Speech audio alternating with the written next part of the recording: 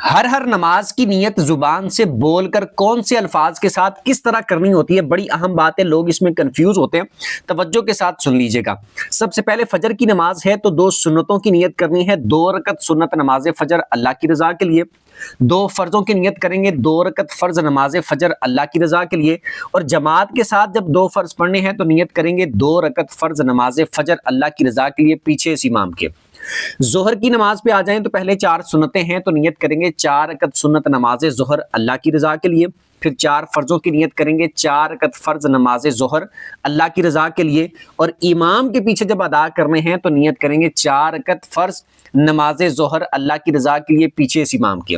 2 سنتوں کی نیت کریں گے 2 رکعت سنت نماز ظہر اللہ کی رضا کے لیے، اس کے بعد اگر 2 نفل پڑھنے ہیں تو ان کی نیت آپ یوں کر سکتے ہیں 2 رکعت نفل اللہ کی رضا کے لیے۔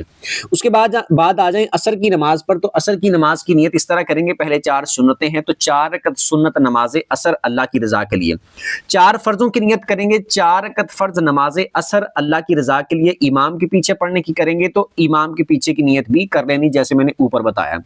مغرب کی نماز پہ آ جائیں تو مغرب میں پہلے 3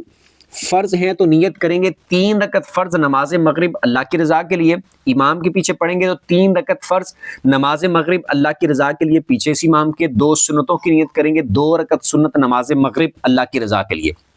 2 نفلوں کی نیت کرنی ہے 2 رکعت نفل اللہ کی رضا کے لیے۔ عشاء کی نماز پہ آ جائیں تو عشاء کی نماز میں سب سے پہلے 4 سنتیں ہوتی ہیں تو 4 رکعت سنت نماز عشاء اللہ کی رضا کے لیے، 4 رکعت فرض نماز عشاء اللہ کی رضا کے لیے، امام کے پیچھے پڑھنے ہیں تو 4 رکعت فرض نماز عشاء اللہ کی رضا کے لیے پیچھے سے امام کے،